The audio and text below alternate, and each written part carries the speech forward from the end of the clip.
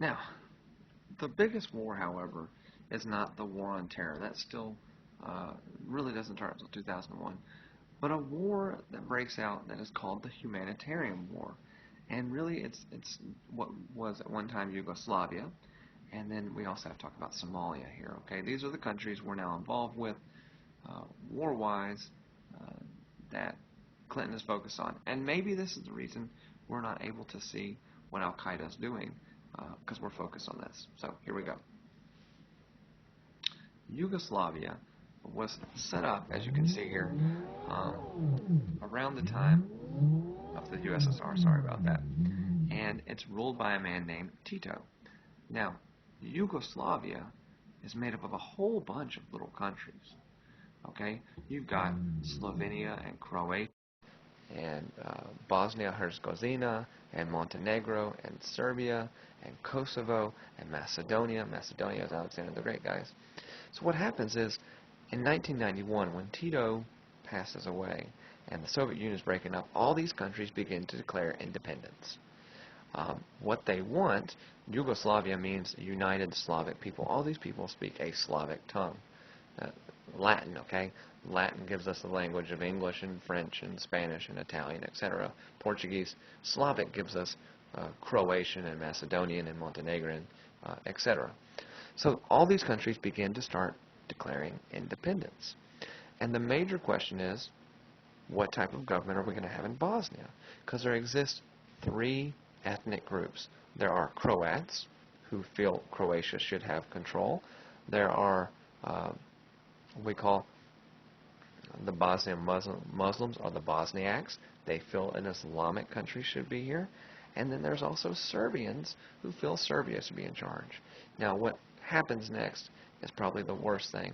These three groups begin to fight amongst themselves, and they are not concerned about killing innocent civilians. Scary thought. So, here's Bosnia kind of showing you what happens here. Now, the Croats actually make kind of a treaty with the Bosniak Muslims.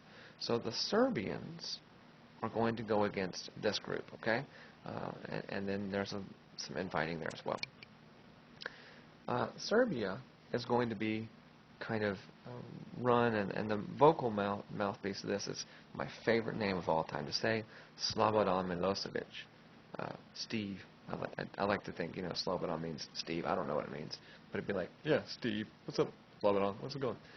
Slobodan Milosevic decides he wants to break up this alliance of the Croats and the Bosniaks. So what he's going to do is attack these Bosniak communities of Muslims and kill them. Okay? And so we have all these little infighting things going on, and I know it's just utterly crazy, right?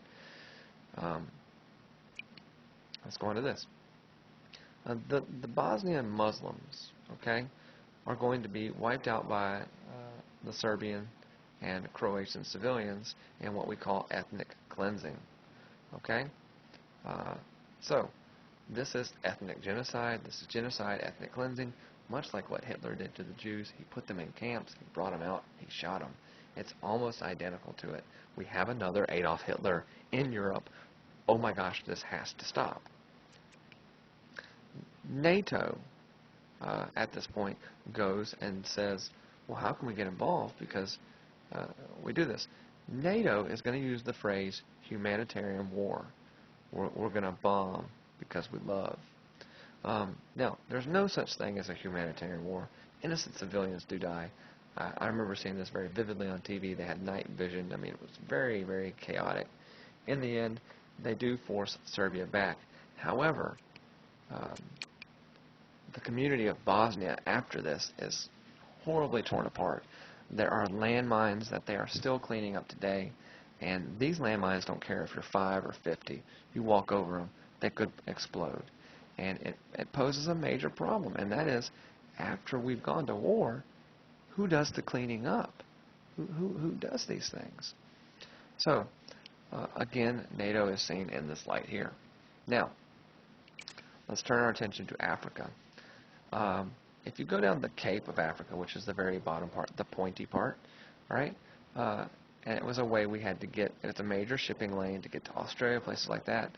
A lot of U.S. and other country boats are going to be hijacked by pirates. Not Captain Jack Sparrow of the Black Pearl, like this guy. This is a pirate right here sitting. They come from third world countries, meaning underdeveloped. They are heavily armed, and they're trying to make the best of their situation. Now, the hotbed of modern piracy, if you will, is Somalia. Somalia is really, really poor. It's a very, very poor country on the coast of Africa. However, they're going to pick on ships, steal the cargo, put them on the black market, etc. So a plan is handed down, and this is called Operation Gothic Serpent. The goal is to put Army Rangers and elite forces in a very busy square in Somalia while these Somalian clan leaders, the pirate leaders, are meeting and capture them. Well, one of these Black Hawk helicopters gets shot down, and this is seen as a massive failure, and it's actually spawned a movie and a book of the same name, Black Hawk Down. Of course, they have dramatized this, and again, the United States, much like what happened with Cuba, looks weak and disorganized, and so piracy will continue. Captain Phillips is another good movie starring Tom Hanks about one of these things that is picked up, so go watch that one. That's a good one as well. Right?